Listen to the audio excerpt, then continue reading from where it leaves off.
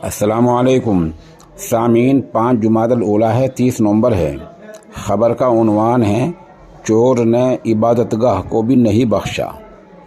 یہ آپ ویڈیو دیکھ رہے ہیں، یہ ریاست کرناٹک کے گونی گوپل علاقے کی ہے، جہاں چور پہنچا ہے گونی گوپل کی مسجد ہدایت میں۔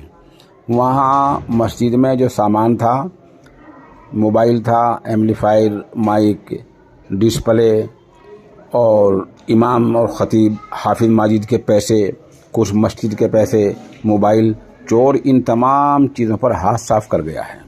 اس بارے میں وہاں کے متولی اور سیکریٹری جناب حیدر اور تنویر صاحب نے پولیس سے رجوع کر لیا ہے، اور بتایا جا رہا ہے کہ پورا معاملہ CCTV کیمرے میں قید ہو گیا ہے۔